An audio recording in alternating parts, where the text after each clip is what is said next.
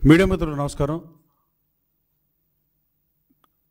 YCP నేతలు super 6 అమలు గురించి అడ్డగోలుగా మాట్లాడుతున్న పరిస్థితి రాష్ట్రంలో ప్రజలందరూ చూస్తున్నారు. ప్రభుత్వం ఏర్పడి 6 మాసాలు మొన్నే దాటిన ఈ 6 మాసాల్లో సూపర్ 6 ఏం చేశారని, సూపర్ 6ని 6 మాసాల్లో కంపేర్ చేయమని వాళ్ళని వైసీపీ నాయకుల్ని అడుగుతున్నా. మేము బహిరంగ చర్చకి సిద్ధం, నేనైనా వస్తా, టైము డేటు మీరు చెప్తే, లేదు మీరు రమ్మన్నా నేను వస్తా. గతంలో నవరత్నాలు 6 నెలల్లో ఎన్ని అమలు చేశారు? ఆ రోజున జూన్ 2019లో ప్రభుత్వం ఏర్పడిన తర్వాత మొదటి నెలలో రాజన్న బడిబాటని ప్రకటన మాత్రమే విడుదల చేసిన పరిస్థితి నిజం కాదా? అలాగే ఆగస్టు 7వ తారీఖున వైఎస్ఆర్ రైతు దినోత్సవం ప్రకటన మాత్రమే విడుదల చేశారు. 8/7/2019 సేమ్ మళ్ళీ వైఎస్ఆర్ పెన్షన్ కానుక కూడా ప్రకటన మాత్రమే విడుదల చేశాను. నేను అప్పుడు ఆ పార్టీలోనే ఉన్నా. ఓ సంవత్సరం పాటు ఆ పార్టీలో నేను యాక్టివ్గా పనిచేశా. తర్వాత నాకు దగ్గరగానే తెలిసి అన్నీ. అలాగే 5వ నెలలో గడప వద్దకే పాలనని ప్రకటన మాత్రమే విడుదల చేసిన పరిస్థితి. వైఎస్ఆర్ కంటి వెలుగు పథకం ప్రారంభం మాత్రమే చేశారు. అలాగే దిశ పోలీస్ స్టేషన్ ఇట్లా చెప్తా ఉంటే కొన్ని చాలా ఉంటాయి. ఇది రాజకీయ విమర్శ కదండి, దీని వాస్తవాలు మాట్లాడాలి. రాజకీయ నాయకులు my word against your word లాగా మాట్లాడుకోవడం వల్ల ఈ రాష్ట్ర ప్రజలకు ఒరిగేందేమీ లేదు. నిజాలు మాట్లాడటం వల్ల నిజాలు నిగ్గు తేల్చేలా ఉండి చర్చ చేస్తే పరిష్కారాలు లభిస్తాయి. దేనికైనా ప్రజాస్వామ్యంలో ఏ సమస్యనైనా చర్చల ద్వారానే పరిష్కారం అవుతాయి. అలాగే తర్వాత వైఎస్ఆర్ నవోదయం అని అక్టోబర్లో 17వ తారీఖున పథకం ప్రారంభం మాత్రమే అయింది, కానీ నిజంగా జరగని పరిస్థితి. అలాగే 6వ నెలలో వైఎస్ఆర్ ఆరోగ్యశ్రీ ప్రకటిస్తే 6 నెలల తర్వాత ప్రారంభించిన పరిస్థితి. కేవలం అగ్రిగోల్డ్ బాధితులు కూడా టీడీపీ హయాంలో జరిగిందని మీరు విమర్శలు చేసి 8/11/2019 అది కూడా మాట్లాడిన పరిస్థితి.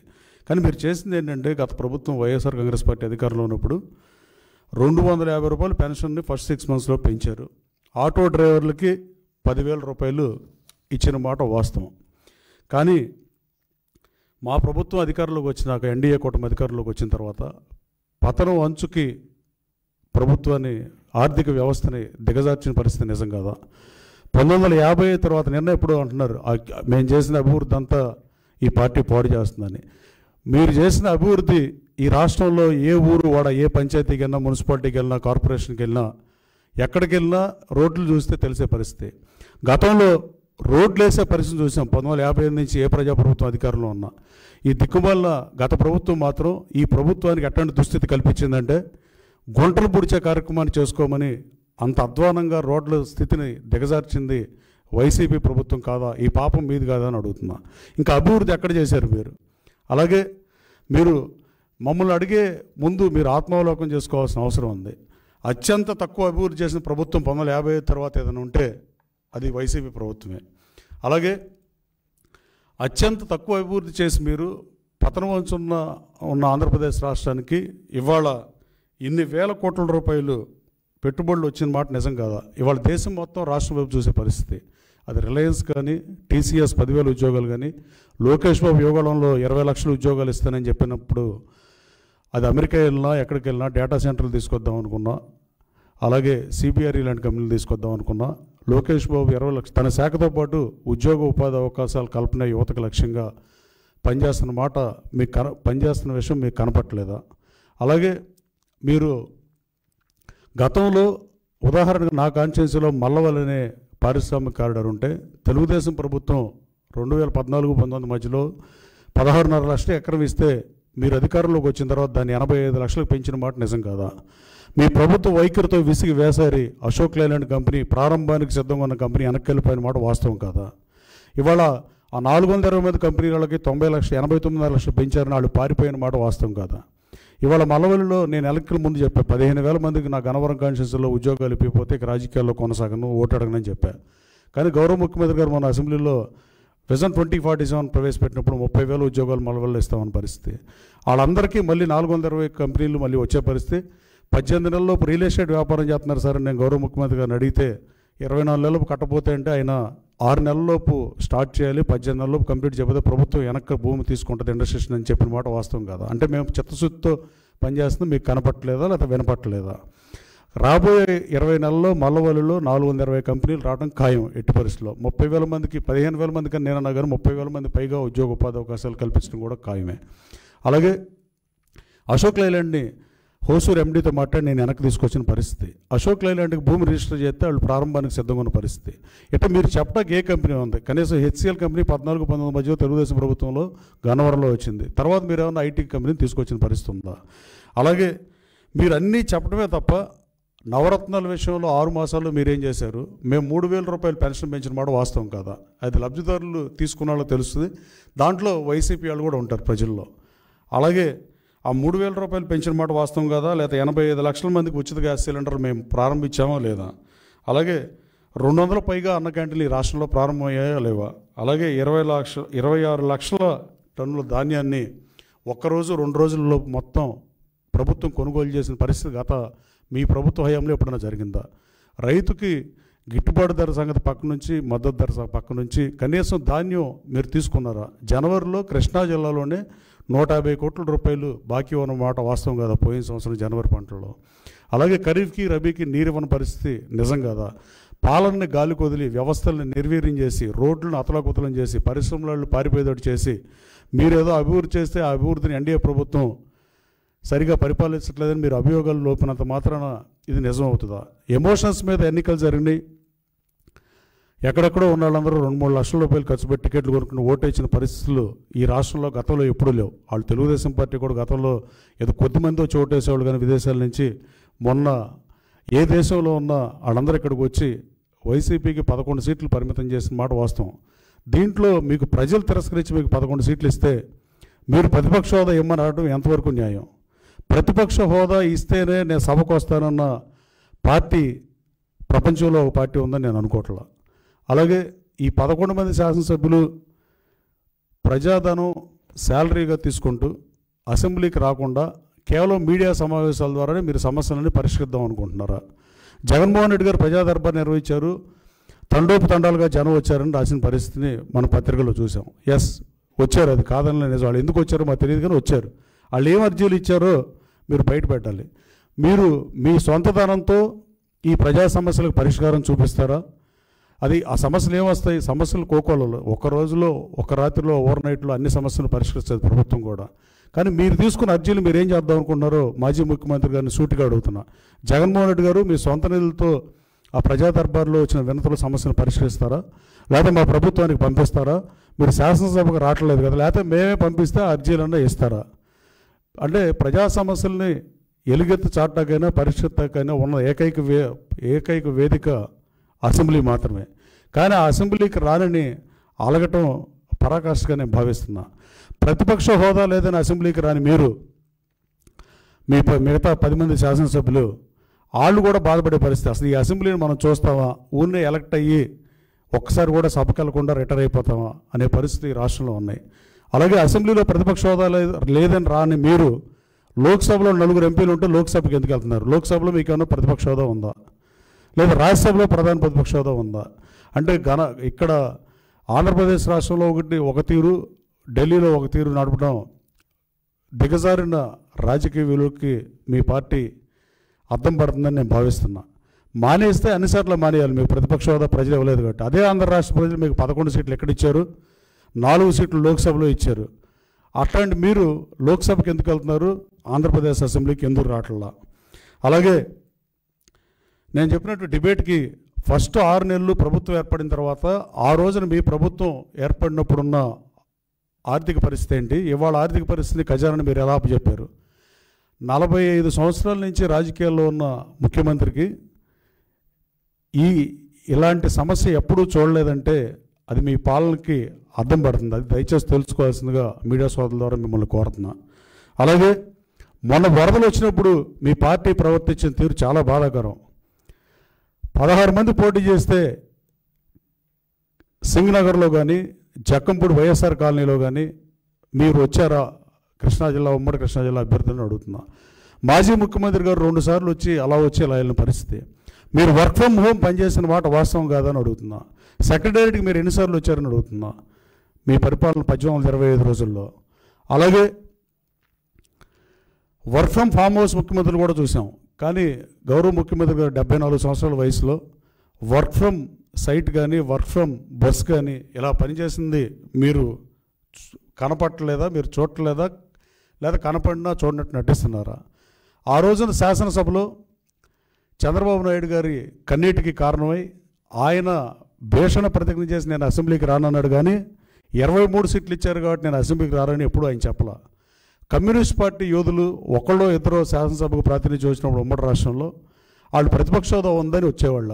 కనీసం మీరు నిజాలు గుర్తెరిగి ప్రజలను అవమానించకుండా, శాసనసభను అవమానించకుండా, ప్రజాస్వామ్యాన్ని అవమానించకుండా, ప్రజాస్వామ్యం పరిడి వెళ్ళాలంటే ప్రజాస్వామ్య విలువలకు తిరోధకాలు ఇవ్వకుండా ఒక రాజకీయ పార్టీగా ఏం చేయాలనేది మీరు ఆలోచన చేయాల్సిన అవసరం ఉంది. సభానాయకుడిగా ముఖ్యమంత్రి సభను నడుపుతుంటే ముఖ్యమంత్రి గారు సభలో ఉన్నప్పుడు ప్రతిపక్ష సభ్యులు మిమ్మల్ని కూడా ఎలక్ట్ చేసుకున్నారు. కుప్పం నుంచి చంద్రబాబు నాయుడు గారిని ఎన్నుకుంటే, పులివెందుల నుంచి మిమ్మల్ని ఎన్నుకుంటే, మిగతా 10 సీట్ల నుంచి ప్రజాప్రతినిధులు ఎన్నుకున్న వాళ్ళని మీరు అవమానించడం కాదని నేను స్ట్రైట్గా అడగదలుచుకున్నా. మీ హయాంలో ఎన్ని లక్షల కోట్ల పెట్టుబడులు వచ్చినాయి? దావోస్ని కామెడీ చేసిన పరిస్థితి, కోడిగుడ్లు తాటితో పోల్చి. నేను లోతుల్లోకి వెళ్ళదలుచుకోలేదు, కానీ ఫీల్ గుడ్ ఫ్యాక్టర్ వచ్చిన పరిస్థితి నిజం. వాట్సాప్ కాల్ మాట్లాడే పరిస్థితి నుంచి మామూలు ఫోన్లు మాట్లాడే పరిస్థితికి రాష్ట్ర ప్రజలు ఈ గవర్నమెంట్ మారినాక మామూలు ఫోన్లో మాట్లాడే పరిస్థితి వచ్చింది. వాస్తవం కాదని అడుగుతున్నా. అలాగే మీకు 1950 తర్వాత తక్కువ అభివృద్ధి చేసి మీ అభివృద్ధిని మేము అటకెక్కించామని చెప్పడం హాస్యాస్పదంగా నేను భావిస్తున్నా. అలాగే భాషా ప్రయుక్త రాష్ట్రాలు ఏర్పడినాక పొట్టి శ్రీరాములు గారి త్యాగ ఫలితంగా 58 రోజులు ఆమర నిరాదీక్ష చేసి రాష్ట్రాన్ని ఏర్పాటు చేస్తే తర్వాత కాలంలో భాషా ప్రయుక్త రాష్ట్రాలు ఏర్పడటానికి ఇది కారణమైంది. అలాంటి తెలుగు భాషా ప్రయుక్త రాష్ట్రంలో తెలుగు గురించి, తెలుగు మీద దాడి చేద్దాం అనుకునే ఉద్దేశం ఒక రాజకీయ పార్టీ అధినేతగా, ఒక రాజకీయ పార్టీగా మీకు కూడా మంచిది కాదని మీకు సూచిస్తూ, మీరు ఇంగ్లీష్ మీడియం ప్రవేశపెట్టారు, కానీ ఏ ఇంగ్లీష్ మీడియం ప్రవేశపెట్టిన రోజున ఏ జిల్లా పరిషత్ హై స్కూల్లో అయినా, ఏ స్కూల్లో అయినా ఒక ఇంగ్లీష్ టీచర్తో అన్ని సబ్జెక్టులు ఎలా టీచ్ చేద్దాం అనుకున్నారో అనేది గత ప్రభుత్వ తెలుగు తక్కువతనానికి పరాకాష్ఠగా నేను భావిస్తున్నా. అలాగే ఇప్పుడు మళ్ళీ సాక్షిలో ఇంగ్లీష్ మీడియం మన పిల్లలకే, పేద బిడ్డలకు తెలుగే, ప్రభుత్వ స్కూళ్ళలో ఇంగ్లీష్ మీడియం ఎత్తేసేందుకు సీఎం చంద్రబాబు ఎత్తుగడలు, బాబు మార్కు పన్నాగం ప్రపంచ తెలుగు రచయితల మహాసభల వేదికగా అమలు. ప్రపంచ తెలుగు రచయితల మహాసభల వేదికలో తెలుగు గురించి మాట్లాడతారు. అలాగే తెలుగుని ఎన్టీ రామారావు తెలుగును స్పృశించి తెలంగాణ, ఆంధ్ర, రాయలసీమల్లో ఆ రోజు అధికారంలోకి వచ్చిన పరిస్థితి. భాషా ప్రయుక్త రాష్ట్రాల్లో మా తెలుగు తల్లికి మల్లెపూదండ అనే రాష్ట్ర గీతాన్ని శంకరాబాడి సుందరాచారి గారు రాశారు. దాన్ని ప్రాచుర్యం కల్పించింది ఎన్టీ రామారావు గారు. కృష్ణదేవరాయలు తెలుగుదనేల దేశంపు తెలుగుది ఎన్టీ రామారావు గారు వల్లే జనబాహుల్యంలో ప్రచారంలోకి వచ్చింది. తెలుగుదేశం పార్టీకి కూడా మన దేశం సినిమాతో మొదలుపెట్టి నా దేశం సినిమాతో సినిమాలు ఆపేసి ఈ పార్టీ పెట్టినప్పుడు ఆయన తెలుగుదేశం పార్టీ అని పెట్టిన పరిస్థితి. తెలుగు మీద తెలుగుదేశం పార్టీ స్పష్టమైన వైఖరి ఆ రోజు ఉంది, ఈ రోజు ఉంది, ఎప్పటికీ ఇలాగ ఉంటుంది. భాషా ప్రయుక్త రాష్ట్రం మాతృభాష ఉండాల్సిందనేది తెలుగుదేశం పార్టీ ఎన్డీఏ ప్రభుత్వం అభిమతం. దీంట్లో రెండో ప్రశ్నకు ఆస్కారంగానే అవకాశంగానే లేదు. కానీ మీరు మాత్రం ఈ సాక్షి పేపర్ చూడండి, తెలుగులో ఉంది. ఈ పేపర్ సాక్షి పేరు తెలుగులో ఉంది. తెలుగు వాళ్ళ మనస్సాక్షి సాక్షి అని మీ కొటేషనో కోటో అది కూడా తెలుగులో ఉంది. మీరు సాక్షి పేపర్ని ఇంగ్లీష్ పేపర్కి మార్చదలుచుకున్నారా? సాక్షి టీవీని కానీ విట్నెస్ అని పేరు మారుతారా సాక్షిని? అంటే ఏది పడితే అది మాట్లాడటం బాధాకరం. నేను రాజకీయ విమర్శగా చేయట్లేదు, కానీ మనం మాట్లాడేటప్పుడు ప్రజలకు ప్రాతినిధ్యం వచ్చినప్పుడు కనీస విలువలతో రాజకీయం చేయాలి. మీరు గతంలో బూతులు తిట్టే వాళ్ళకి, పనికిమాలిన వాళ్ళకి మంత్రులు ఇచ్చి ఈ 11 స్థానాలకు పరిమితం అయిపోయారని ప్రతి ఆంధ్రుడు చర్చించుకునే పరిస్థితి. తెలుగు భాష మీద మేము దాడి చేయాల. తెలుగు భాష మీద దాడి చేసిన ప్రభుత్వం ఏదైనా ఉంటే భాషా ప్రయుక్త రాష్ట్రం ఏర్పడినప్పటి నుంచి 55 నుంచి మీ ఒక్క ప్రభుత్వమే తెలుగు భాషకి నగుబాటుకు గురైంది. తెలుగు భాషని వేరే పదాలు మాట్లాడటం, వేరే బూతులు తిట్టడం, తెలుగు భాషని తెలుగు బూతులు మాట్లాడే పరిస్థితి తీసుకొచ్చిందంతా గత వైసీపీ ప్రభుత్వం కాదా అని కనీసం వైసీపీ కార్యకర్తలు కూడా ఒప్పుకునే నిజం ఇది. అలాగే జక్కంపూడి వైఎస్ఆర్ కాలనీలో కానీ, సింగనగర్లో కానీ వైసీపీకి ఎక్కువ ఓట్లు ఉన్న ప్రాంతం. అక్కడ ప్రజలు ఇబ్బందులు ఉంటే ఆళ్ళ గాలికి వదిలేసిన పరిస్థితి. చంద్రబాబు నాయుడు గారు వీళ్ళు వైసీపీకి ఫేవర్గా ఉండేవాళ్ళని వీళ్ళకి సర్వీస్ చేయొద్దని ఆయన రాలి అర్ధరాత్రి వరకు అక్కడే ఉండి పనిచేసి బట్టి 11 రోజులు కలెక్టరేట్లో ఉన్న పరిస్థితి. అలాగే ఈ తెలుగు మీద ఇలాంటి పరిస్థితులు ఇవాళ ప్రపంచ తెలుగు మహాసభలు కూడా ఇవాళ వరల్డ్ తెలుగు ఫెడరేషన్ ఆధ్వర్యంలో ఎవ్రీ 2 years జరిగేది. ఇందిరాదత్ గారు కేసీపీ, నేను ఆ స్కూల్లో చదివా. ఆ సభల మీద విమర్శించే స్థితికి మీరు దిగజారొద్దని మీకు సూచన చేస్తూ, అలాగే ఈ వర్క్ ఫ్రమ్ హోమ్ అనేది, వర్క్ ఫ్రమ్ హోమ్ హౌస్ అనేది కాలం చెల్లిని ఇక ప్రజల్లోకి రమ్మని కోరుతూ, రాష్ట్ర శాసనసభను అవమానించకుండా, రాష్ట్ర ప్రజలను అవమానించకుండా అసెంబ్లీకి రమ్మని గౌరవ మాజీ ముఖ్యమంత్రి గారిని మీ మీడియా ద్వారా కోరుతున్నా. కేవలం మీరు మీడియా సమావేశాలు పెడితే మీడియా ఫోర్త్ ఎస్టేట్ అన్నారు, కానీ మీడియానే ప్రజా సమస్యలకు వేదికని ఎవరు చెప్పలా. స్వాతంత్రం వచ్చినప్పటి నుంచి ఒక్కరి భాషలు కొత్త భాషలు చెప్పడానికి మీరు సిద్ధమైనట్టుగా అనిపిస్తుంది. మీడియా సమస్యలను పరిష్కరిస్తుందా అని అడుగుతున్నా. గతంలో కూడా నేను చెప్పా, జగన్మోహన్ రెడ్డి గారికి ప్రతిపక్ష హోదా రాదని చెప్పిన ఏకైక అసెంబ్లీకి పోటీ చేసిన అభ్యర్థి నేను. ఎన్నికలకు ముందు 6 మాసాల ముందు మీడియా సమావేశాలు చెప్పా. మా చంద్రబాబు నాయుడు గారు గన్నవరంలో ప్రచారానికి వచ్చి నా విజయాన్ని కాంక్షిస్తూ వచ్చిన రోజున కూడా చెప్పా, ఎట్టి పరిస్థితుల్లో ప్రతిపక్ష హోదా రాదని. ఎందుకంటే ప్రజలకి నచ్చకపోవటం, తండ్రి తమ్ముడికో చెల్లికో అన్నకో నచ్చపోవటం కొన్ని కుటుంబాలు మనం చూస్తాం. కన్న తల్లికి నచ్చపోవటం అనేది బహుశా ఈ దేశంలో అది నిజం కాదు. అలాంటి తల్లికే నచ్చనప్పుడు, అలాగే అమ్మ రాజీనామా చేసిన పరిస్థితి వాస్తవం కాదని అడుగుతున్నా. విజయమ్మ గారితో మీరు రాజీనామా చేపిద్దాం అనుకుంటే మామూలు రాజీనామా తీసుకుంటారా, లేక ఓ పబ్లిక్ మీటింగ్లో 1,00,000 మంది గ్యాదరింగ్ పెట్టి నేను గౌరవ అధ్యక్షురాలు పదవి రాజీనామా చేపిస్తున్నానని రాష్ట్ర ప్రజలు అన్నీ గమనిస్తున్నారు. జగన్మోహన్ రెడ్డి గారు, ఈ రాష్ట్రం అతలాకుతలమైంది. అభివృద్ధిలో అక్షరక్రమంలో ఉన్న ఆంధ్రప్రదేశ్ రాష్ట్రం దారుణానికి గురైన పరిస్థితి. మీ అనుభవం లేమితో, అవగాహన రాహిత్యంతో 13 జిల్లాలను 26 జిల్లాలు చేసిన మాట వాస్తవం కాదా? డీసీసీబీలో ఒక్క జిల్లాకి నన్ను మీరు 12 మాసాలు ఉంచితే నేను దేశంలో నెంబర్ 1 స్థానంలో పెట్టా. 5,200 కోట్లు 8,500 కోట్లు తీసుకెళ్ళా. 100 మందికి ప్రభుత్వ ఉద్యోగాలు ఇచ్చింది మీ ప్రభుత్వంలో నేను ఒక్కడే ఆ రోజున. కానీ 30 లక్షల రూపాయలు ఎడ్యుకేషన్ లోన్ ఇచ్చి, ఒక్కోళ్ళకి రైతు సోదరు 40 లక్షల లోన్ ఇచ్చి, బ్యాంకుని 50% అభివృద్ధి రేటు చేస్తే అమిత్ షా గారు కూడా ఈ కృష్ణా డీసీసీబీ చైర్మన్ కలుద్దామంటే అతను పదవిలో లేడు. ఇప్పుడంటే ఇట్లా పనిచేసిన దేశంలో 115 సంవత్సరాల చరిత్రలో నేను 1వ స్థానంలో పెడితే మీరు నా పదవి తొలగించారు. అలాగే మీరు 13 డీసీసీబీలు ఉంటే ఒక్కో డీసీసీబీ 2-3 జిల్లాల్లో ఉంది. ఇప్పుడు 2-3 జిల్లాలకు ఎలా వెళ్తారు? ఇప్పుడు గన్నవరం కాన్స్టిట్యున్సీ విజయవాడకు దగ్గరగా 19 కిలోమీటర్ల దూరంలో ఉంది. దాన్ని బందర్లో పెట్టారు, 59 కిలోమీటర్ల ప్రయాణం చేయాలి. అలాగే పెనలూరు కాన్స్టిట్యున్సీ 9 కిలోమీటర్ల దూరంలో ఉంది, వాళ్ళకి ఒక 59 కిలోమీటర్లో ఉంది. అలాగే రిటైర్మెంట్ వయసుని పెంచుకుంటూ పోయారు, 58, 60, 62 ఇలా వాళ్ళ బకాయిలు చెల్లించలేక. అది అంటే ఈ దోపిడీ అంటే ఆర్థిక విధ్వంసం చేసింది మీ ప్రభుత్వం కాదా? మీరు కనీసం ప్రభుత్వ ఉద్యోగాలు రిటైర్మెంట్ అయినప్పుడు డబ్బులు ఇవ్వలేక వాళ్ళ పదవీ విరమణ వయసును పెంచే స్థితికి మీరు రాష్ట్ర ఆర్థిక వ్యవస్థను దిగజార్చి ఇవాళ ఎన్డీఏ ప్రభుత్వం మీద ఇలాంటి మాటలు మాట్లాడటం బాధాకరం. అలాగే జిల్లాల పునర్విభజన కూడా, ఇప్పుడు మల్కాజ్గిరి లాంటి పార్లమెంట్ సీట్ 30 లక్షలు, 31 లక్షలు, శ్రీలింగపల్లి అసెంబ్లీ సెగ్మెంట్ 8 లక్షలు ఎంత ఉంటుంది. కృష్ణా జిల్లా 6.5 నియోజకవర్గాలకు పరిమితం అయిపోయింది. ఒకప్పుడు ఉమ్మడి జిల్లా ఎక్కడో రాజమండ్రి నుంచి ఇటు పల్నాడు వరకు, అటు మునుగోడు వరకు ఉన్న పరిస్థితి. అలాంటి జిల్లాలని జిల్లా కేంద్ర కార్యాలయాలు లేకుండా అద్దె భవనాల్లో పెట్టి స్టాఫ్ సరిగ్గా లేకుండా అతలాకుతలం చేసింది మీరు కాదా? మీ పరిపాలనలో మీరు ఇది బాగా చేసాం, ఇలా దీన్ని చేయటం వల్ల అభివృద్ధి జరిగిందని చెప్పగలరా? జిల్లాల విషయంలో మీరేమో ఇటా ప్రవర్తించారు. 3 రాజధానులు పెడతానని చెప్పి వైజాగ్ పెడితే వైజాగ్లో ఒక్క సీటు కూడా రాని మాట నిజం కాదా?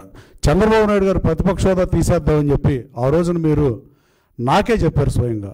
చంద్రబాబు నాయుడు గారు ప్రతిపక్ష హోదా తీసేయడానికి 6 శాసనసభ్యులు వస్తున్నారు కాబట్టి తీసుకుంటున్నా, లేకపోతే తీసుకునేవాడు కాదు, 2 నెలలు వద్దని చెప్పాను పరిస్థితి వాస్తవం కాదా? మాజీ ముఖ్యమంత్రి గారు మీరు గుండెల మీద చేసి చెప్పమని అడుగుతున్నా.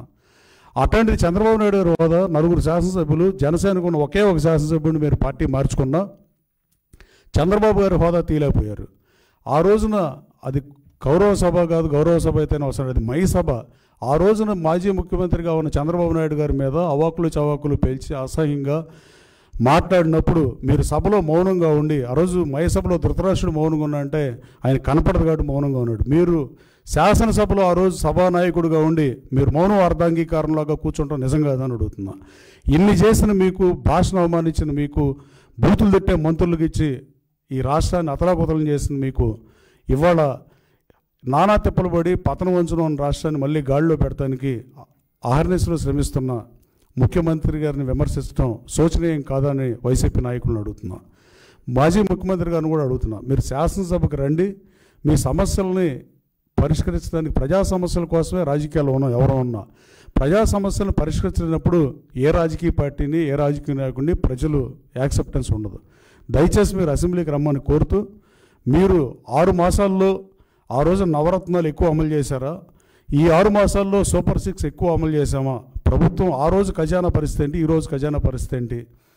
దీని మీద నేను నిజంగా బహిరంగ చర్చకు సిద్ధంగా ఉన్నా. మీ నాయకుడిని ఎవరైనా పంపిస్తే నేను వచ్చి డిబేట్ చేయడానికి రెడీగా ఉన్నా. మీకు మీడియా ద్వారా తెలియజేస్తున్నా. అలాగే మీరు కూడా వర్క్ ఫ్రమ్ సైట్ నుంచినో, వర్క్ ఫ్రమ్ బస్ నుంచినో, వర్క్ ఫ్రమ్ ప్లేస్ నుంచినో మీ పార్టీని నడపాల్సిందిగా మిమ్మల్ని కోరుతూ, తెలుగు భాష మీద దాడిని తక్షణం ఆపాల్సిందిగా ఇవాళ వరల్డ్ తెలుగు ఫెడరేషన్ డే సందర్భంగా వైసీపీ నాయకులందరినీ కోరుతున్నా. మనందరం తెలుగాళ్ళం, రాజకీయ పార్టీలు వేరు, మనం తల ఒక పార్టీలో అందరం ఎవరున్నా ప్రజాస్వామ్యంలో ఎవరు రాజకీయాలు ఉన్నా ప్రజాసేవ కోసమే ఉంటారు. కానీ తెలుగు భాష మీద దాడి చేయటం ముమ్మాటికి నేరం. దీని మీద అసలు ఏమన్నా కేసులు కట్టే అవకాశం ఉంటే ప్రభుత్వాన్ని కూడా పరిశీలించమని కోరుతున్నా. తెలుగు భాష మీద పనిచేసిన వాళ్ళకి, అలాగే తెలుగు భాష ఔన్నత్యాన్ని కాపాడాల్సిన బాధ్యత ప్రతి రాజకీయ పార్టీకి ఉంది ఈ రాష్ట్రంలో. అట్లాంటిది భాష మీద దాడి చేసే ప్రయత్నాలు ఇక విరమించుకోమని కోరుతూ, అలాగే ఈ 6 మాసాల్లో మేము చేసిన దాని మీద బహిరంగ చర్చకు సిద్ధమని చెప్తూ మిమ్మల్ని టైం అండ్ డేట్ నేనే అడుగుతున్నా. మీ నాయకులు ఎవరు వచ్చినా, ఇప్పుడు అంబటి రాంబాబు గారు మాట్లాడదామన్నా, ఇంకొక ఆయన మాట్లాడదామన్నా నేను బహిరంగ చర్చకు సిద్ధం. కానీ బూతులు మాట్లాడటానికి నేను సిద్ధంగా లేదు. కానీ బూతులు మాట్లాడకుండా తెలుగు భాష కరెక్ట్గా మాట్లాడే వాళ్ళని పంపించమని కోరుతున్నా. Thank you.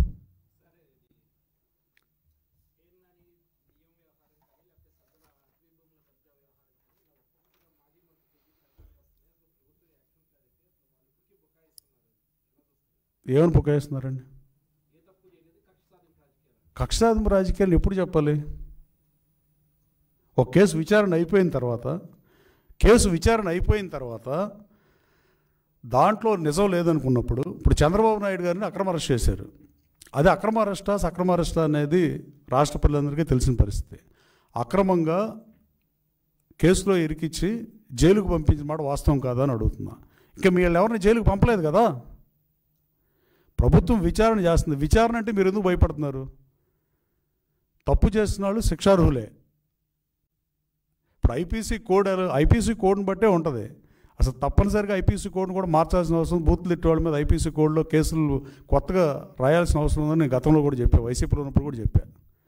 కానీ మీరు ప్రతి ఒక్కళ్ళు చట్టం దాని పనే చేస్తుంది అంటే, ఇది గతంలో ఏ రాజకీయ నాయకుడు తప్పు చేస్తే వాళ్ళు కుల బహిష్కరణ చేసేవాళ్ళు తప్పు చేసిన వాళ్ళని మనం పత్రికలో చదివిన పరిస్థితి 2 దశాబ్దాల క్రితం వరకు. కానీ ఇవాళ ఏది జరిగినా నేను పలానా కులం కాబట్టి నా మీద దాడి చేస్తున్నారు, ప్రభుత్వం అకారణంగా చేస్తుందని అనడం ప్యాషన్ అయిపోయింది. ఈ రాజకీయాలకి చర్మగీతం పాడాల్సిన అవసరం ఉంది, ఈ టైప్ రాజకీయాలకి. ఇప్పుడు మీరు ఏ తప్పు చేయకపోతే ప్రభుత్వ అధికారులు ప్రూఫ్లు లేకుండా మిమ్మల్ని ఏం చేయరు. మీరే ముందే దొంగ అన్నట్టుగా అర్థం ధర్మంగా నేను భావిస్తుట్లా. వదిలేటువంటి కనపట్లేదంటే జగన్మోహన్ రెడ్డి గారు సమాధానం చెప్పాలి. ఆయన పార్టీకి పోటీ చేసిన ఆయన గారు నేనేమో సమాధానం చెప్తా?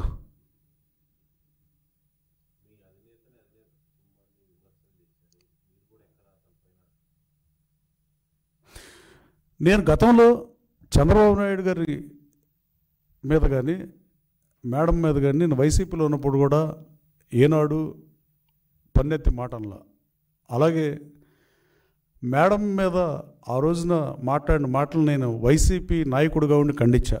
నా నియోజకవర్గంలో ఎవరు ఖండించకపోయినా నేను అదర్ పార్టీలో ఉండి కూడా తీవ్రంగా ఖండించిన పరిస్థితి. ఏ శాసనసభలో అయితే అవమానం జరిగిందో, ఏ చంద్రబాబు నాయుడు గారి వేదనకి సమాధానంగా గన్నవరం ప్రజలు గతంలో ఎప్పుడు లేనట్టుగా 37,628 ఓట్ల మెజార్టీతో నన్ను శాసనసభకు ఎన్నుకున్న పరిస్థితి. అలాగే నేను భువనేశ్వర్ గారికి ఈ సీట్ని గిఫ్ట్గా ఇస్తానని చెప్పా. రాత్రి 2 వరకు తిరిగా, పొద్దున్నే 9 నుంచి కాన్స్టిట్యున్సీలో మిడ్ నైట్ 2 వరకు తిరిగి గన్నవరం ప్రజలు నాకు ఇచ్చిన మ్యాండేట్కి, ఆ రోజున గన్నవరం ప్రజలు ఇచ్చిన మ్యాండేట్కి చంద్రబాబు గారికి అవమానం జరిగిన మాట వాస్తవం. చట్టం దాని పని ఎవరి విషయంలో చేస్తుంది, విజిలెన్స్ ఎంక్వైరీ జరుగుతుంది. రిజల్ట్ వచ్చిన తర్వాత శిక్షలు ఉంటాయి తప్ప ఎవరికైనా ప్రజాస్వామ్యంలో రిజల్ట్కి ముందే అలా ఉంటాయి. విజిలెన్స్ ఎంక్వైరీ జరుగుతుంది. 2 ప్రముఖ కంపెనీలు హైవేలు నిర్మించినాయి.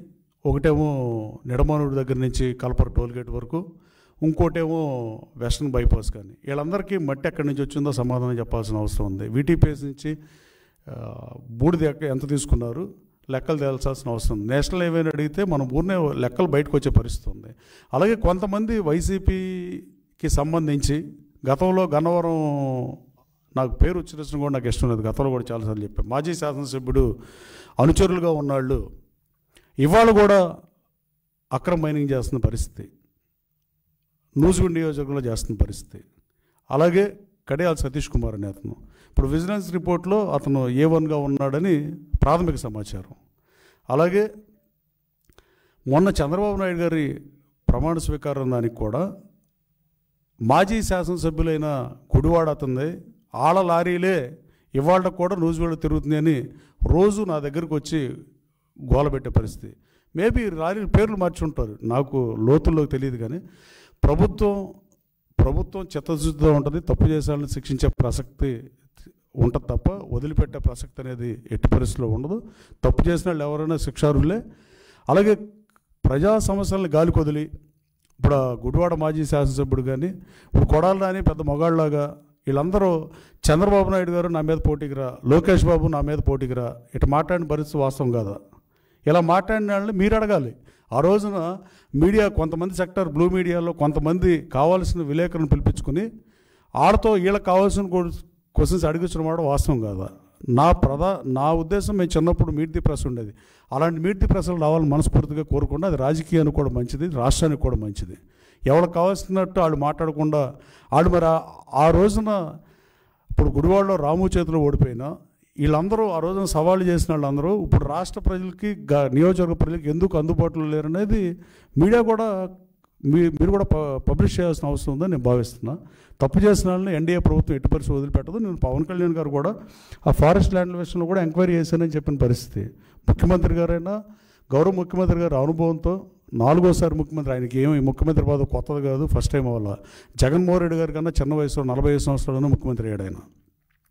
ఆ రోజున ఫైనాన్షియల్ డిస్ట్రిక్ట్ కట్టినా, 15,000 ఎకరాల్లో ఫైనాన్షియల్ డిస్ట్రిక్ట్ కట్టినా, తర్వాత ఆయన 800 ఎకరాల్లో హైటెక్ సిటీ ప్లాన్ చేసిన, సైబర్ టవర్ కట్టించిన, 5,500 ఎకరాల్లో శంషాబాద్ ఎయిర్పోర్ట్ ప్లాన్ చేసిన, ఆ రోజున 1,00,000 కోట్ల రూపాయలు దాదాపు హైదరాబాద్ పెట్టుబడి పెట్టి ఇవాళ ఐటీ ఎగుమతుల్లో 90 కోట్ల ఎగుమతుల నుంచి 2,50,000 కోట్లు సాఫ్ట్వేర్ ఎక్స్పోర్ట్ అవుతుందంటే అది దాని వెనక చంద్రబాబు గారు పాత్ర మాత్రమే ఉంది.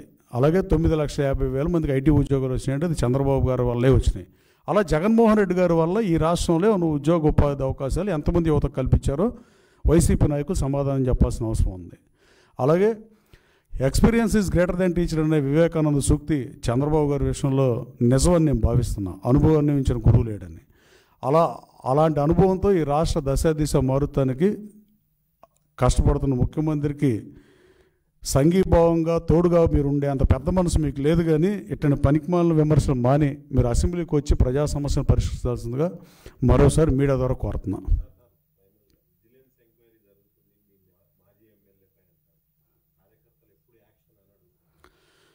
అంటే కార్యకర్తలకి ఉన్నంత ఆవేశం ప్రభుత్వానికి ఉండదు కదా. ప్రభుత్వం ఎంక్వైరీ చేసి రిపోర్ట్లన్నీ ఇచ్చిన తర్వాత తెలుస్తుంది. విజిలెన్స్ ఎంక్వైరీ అనేది నా నియోజకవర్గంలో కొండలు మాయమైన పరిస్థితి, గుట్టలు మాయమైన పరిస్థితి, చెరువులు అక్రమంగా తవ్విన పరిస్థితి, బ్రహ్మలింగ చెరువులో సిల్ట్ తీయాలని డబ్బులు కాంట్రాక్టర్కి ఇస్తే ఆ డబ్బులు డ్రా చేసుకుని మట్టి అమ్ముకున్న పరిస్థితి. అంటే మట్టి అమ్మితేనే డబ్బులు వస్తున్నాయి, మళ్ళీ ప్రభుత్వం నుంచి డబ్బులు తీసుకున్న పరిస్థితి. ఇది మట్టి తీయటానికి ఇంతకన్నా ఎక్కడైనా ఉంటుంది. అలాగే ఈ విజిలెన్స్ ఎంక్వైరీ జరుగుతుంది, అది విచారణలో ఉండగా మన మాట తగ్గే ఉంటుంది. ఆ విచారణ త్వరలో పూర్తవుతుంది. ఆశితంగా గత 6 మాసాలుగా విజిలెన్స్ ఎంక్వైరీ జరిగేది నిజమే.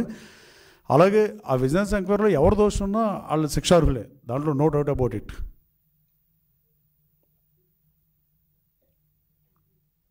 మట్టి ఎక్కడికి పోతుంది? ఇప్పుడు కృష్ణానదిలో ఇసుక తవ్విన వాళ్ళైతే తప్పించుకుంటారు ఎవరైనా, మళ్ళీ ఇసుక మేట అవుతుంది కాబట్టి. మట్టి ఒకసారి తవ్వినాక మళ్ళీ మట్టి ఏం మేట అయ్యదు, ఆ లోతు అలాగే ఉంటుంది. బ్రహ్మలింగ చెరువు అయితే వాటర్ని కొలత టెక్నికల్ ప్రాబ్లం ఉందని అనుకుంటున్నా. నేను కూడా విజిలెన్స్ అధికారులతో ఒకసారి మాట్లాడతా, ఇంకా విచారణ త్వరితగతంగా చేయమని.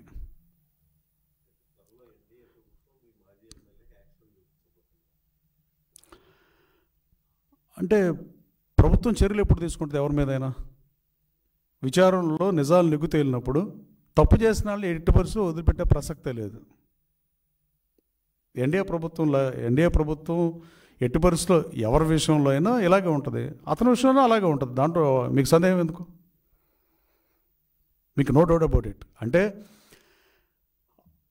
రాజకీయాల్లో ఉన్నప్పుడు విలువలతో కూడిన రాజకీయాలు చేయాలి, విశ్వసనీయతతో కూడిన రాజకీయాలు చేయాలని జగన్మోహన్ రెడ్డి గారు తరచూ పదే చెప్పిన పరిస్థితి ఊరు వాడ. ఇవాళ అదే ఊరు వాడ మీకు 11 సీట్లకు పరిమితం చేస్తే మీరు ప్రజల మీద కోపం తెచ్చుకుంటున్నారు. మీరు మాకు 11 సీట్లే ఎత్తువేంటని ప్రజలను అవమానిస్తున్నారు, శాసనసభను అవమానిస్తున్నారు. ఇది ఎంతవరకు ధర్మం? అలాగే ఇప్పుడు మొన్న బియ్యం కుంభకోణం ఉంది. 42 సంవత్సరాల క్రితం మహానుభావుడు ఎన్టీ రామారావు పెట్టిన కిలో బియ్యం పథకం, దాన్ని తీసే సాహసం ఏ ప్రజాప్రభుత్వం చేయలేదు. ఎన్ని ప్రభుత్వాలు మన ఈ 42 సంవత్సరాల్లో. అప్పుడు విజయభాస్కర్ రెడ్డి గారు ₹90 6 నెలలు ముందే ఇచ్చాడు కంగారు పడి. కానీ ఎన్టీఆర్ వల్లే ఈ పథకం వచ్చిందని పేద ప్రజలు నమ్మారు. ఆంధ్ర అప్పుడు వరన్న లగ్జరీ. ఆ రోజున 3.5 బియ్యాన్ని ₹2 ఇచ్చిన పరిస్థితి. ఆ 3.5 ఇచ్చిన ₹2 బియ్యంలో కూడా జొన్నలో, సజ్జల్లో, కొర్రలో ఇలాంటి తినే పరిస్థితి రాయలసీమలో కానీ, పల్నాడులో కానీ, తెలంగాణలో కొన్ని జిల్లాల్లో. వరన్న లగ్జరీగా ఉండకూడదు, అందరు ప్రజలకు అందుబాటులో పేదాడికి పెట్టి అన్నం పెట్టినప్పుడు రాజకీయం ఎందుకని రామారావు పెట్టిన పథకం ఇవాళ అన్నం పెట్టిన పథకం ఇవాళ అక్రమార్కుల పాలిట వరంగా మారింది. దీని మీద ప్రభుత్వం చిత్తశుద్ధ పనిచేస్తుంది. ఈ సమస్యని 45 సంవత్సరాల రాజకీయ అనుభవం,